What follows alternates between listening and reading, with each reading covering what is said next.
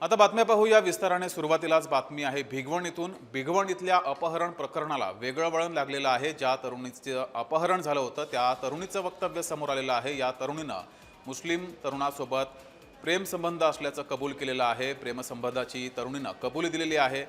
याआधी या तरुणीचं अपहरण झाल्याची चर्चा होती आणि त्यानंतर हिंदुत्ववादी संघटना आक्रमक झाल्या होत्या। मात्र या तरुणीनं माध्यमांसमोर येऊन या संबंधी कबुली दिलेली आहे। प्रेमसंबंध होते अशी कबुली दिली आहे। या तरुणीने नेमकी काय कबुली दिलेली आहे ती ऐकूया। वर्षापासून प्रेम संबंधात आहे। तर काल झालेल्या प्रकरणात माझ्यावरती कोणतीही जबरदस्ती केली नाही। मी माझ्या स्वतःच्या मर्जीने आली। माझ्यावरती अपहरण झाले नाही किंवा चटणी वगैरे टाकण्यात आली नाही। तर राजकीय माणसाने डोळे त्यांच्या स्वतः राजकीय लोकांनी डोळ्या बाजून घेऊन गेले आणि मी माझ्या मर्जीने आले। तर या धनगर तरुणीचं वक्तव्य हे बळजबरीनं वदवून घेतलेलं आहे असं भाजपा आमदार गोपीचंद पडळकर यांनी दावा केलेला आहे। या तरुणीनं माध्यमांसमोर येऊन आमचे प्रेमसंबंध होते असं म्हटलेलं आहे। तिचं अपहरण झालं अशी चर्चा होती। त्यानंतर मोठ्या प्रमाणात हिंदुत्ववादी संघटना आक्रमक झाल्या होत्या, रास्ता रोको सुद्धा झाला होता। मात्र त्यानंतर या तरुणीनं प्रेमसंबंध असल्याचं म्हटलं। मात्र यावर भाजपाचे आमदार गोपीचंद पडळकर यांनी दावा केलाय तिचं वक्तव्य बळजबरीनं वदवून घेतलेलं आहे असं गोपीचंद पडळकर यांनी म्हटलंय।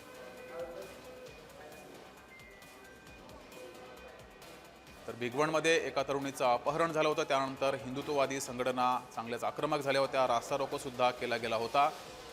या तरुणीनं मात्र वक्तव्य केलेलं आहे, प्रेमसंबंध असल्याचं वक्तव्य तिनं केलेलं होतं। मात्र यावर भाजपा आमदार गोपीचंद पडळकर यांची प्रतिक्रिया समोर आली आहे, दावा समोर आलाय। धनगर मुलीचं वक्तव्य हे बळजबरीनं वदवून घेतलेलं आहे असं भाजपाचे आमदार गोपीचंद पडळकर यांनी दावा केलाय। या प्रकरणाला या तरुणीच्या वक्तव्यामुळे वेगळंच वळण लागलंय।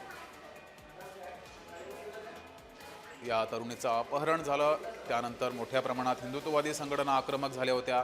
या हिंदुत्ववादी संघटनांकडून रास्ता रोको सुद्धा केला होता आणि या अपहरण प्रकरणी आरोपीला लवकरात लवकर अटक करावी अशी मागणी सुद्धा केली होती। मात्र त्यानंतर आता या तरुणीचं वक्तव्य समोर आलं।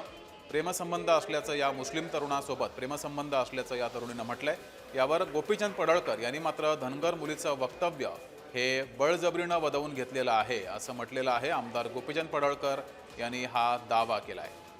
तर भिगवण प्रकरणाला त्यामुळे एक वेगळं वळण लागलेलं आहे। धनगर मुलीचं वक्तव्य समोर आल्यानंतर यावर भाजपा आमदार गोपीचंद पडळकर यांनी दावा केलेला आहे, या मुलीचं वक्तव्य हे बळजबरीनं वदवून घेतलेलं आहे असा दावा गोपीचंद पडळकर यांनी केलाय।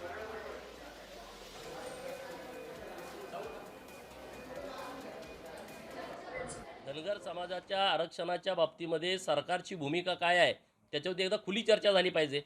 कारण सुप्रीम कोर्टामध्ये आमच्या विरोधात निकाल गेला, हायकोर्टामध्ये आमच्या विरोधात निकाल गेला। सुप्रीम कोर्टामध्ये आम्ही याचिका दाखल केली होती की तिथून जी आमची केस आहे ती काढून हायकोर्टामध्ये चालवायला परवानगी द्या। 6 तारखेला आमची केस सुप्रीम कोर्टामध्ये चालली, सुप्रीम कोर्टाने नकार दिला हायकोर्टामध्ये जायला आणि हायकोर्टामध्ये गेलं आणि आमच्या विरोधात निकाल गेला तर सुप्रीम कोर्टात यायला परवानगी द्या अशी आम्ही मागणी सुप्रीम कोर्टाकडे केली होती। सुप्रीम कोर्टामध्ये स्पष्ट नकार दिला। मी आता तोच विषय ऍडिशनल एसपींना व्हिडिओ बघितल्याच्या नंतर मी फोन केला होता की हा व्हिडिओ आला कुठून।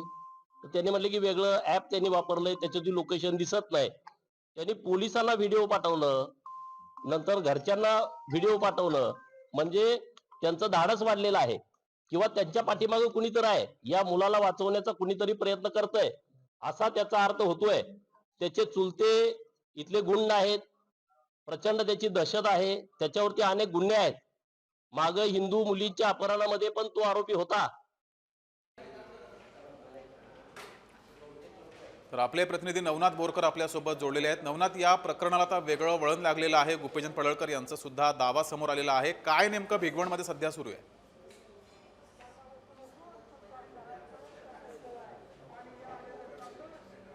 भिगवण पोलीस ठाण्यामध्ये अपहरणाचा गुन्हा देखील दाखल झालेला आहे आणि त्या पद्धतीने हिंदू कार्यकर्ते जे आहेत ते आक्रमक झाल्याचं पाहायला मिळालं। काल राष्ट्रीय महामार्ग देखील अडवलेला होता आणि आज सकाळपासून देखील हिंदू कार्यकर्ते जे आहेत ते या भिगवण मध्ये दाखल झालेले भिगवण पोलीस ठाण्यामध्ये दाखल होऊन ठिय्या देखील मांडलेला आहे. आता खऱ्या अर्थाने आमदार गोपीचंद पडळकर आणि आमदार संग्राम जगताप हे देखील या भिगवणमध्ये पोलीस ठाण्यामध्ये दाखल झालेले आहेत. आपण जर पाहिलं तर आता सध्या मी भिगवण बस स्थानकाच्या समोर आहे आणि या ठिकाणी गोपीचंद पडळकर जे आहे ते आलेल्या कार्यकर्त्यांना संबोधित करत असल्याचं पाहायला मिळत आहे. खऱ्या अर्थाने या मुलीने जरी व्हिडिओ जो व्हायरल केलेला आहे तो बळजबरीने तिला वधवून घेतलेला आहे, तशा पद्धतीने व्हिडिओ जो आहे तो व्हायरल केल्याचं गोपीचंद पडळकर यांनी सांगितलेलं आहे. जाणीवपूर्वक त्या मुलीला बळजबरीने तो व्हिडिओ बनवायला लावला आणि तशा पद्धतीने त्यांनी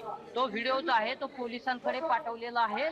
खऱ्या अर्थाने त्या मुलीला जो आहे तो या मुलाने पळवून नेलेला आहे. खऱ्या अर्थाने या मुलावर अनेक गुन्हे देखील दाखल झालेले आहे. यामुळे पोलिसांनी त्या मुलीला जो आहे ते नातेवाईकांकडे सुपूर्द करावा अशी मागणी जी आहे ते गोपीचंद पडळकर यांनी केलेली आहे. आता आपण जर पाहिलं तर या भिगवणमध्ये मोठ्या संख्येने हिंदू कार्यकर्ते जे आहेत ते या ठिकाणी आक्रमक झाल्याचं पाहायला मिळत आहे. मोठ्या संख्येने हिंदू कार्यकर्ते जे आहेत ते इथं दाखल झाले, त्यांना संबोधित जे आहे ते आता आमदार गोपीचंद पडळकर करत असल्याचं आपल्याला पाहायला मिळत आहे. जगदीश, जे मात्र नवनाथ, या मुलीचं वक्तव्य समोर आल्यानंतर त्यानंतर पोलिसांची नेमकी काय भूमिका आहे?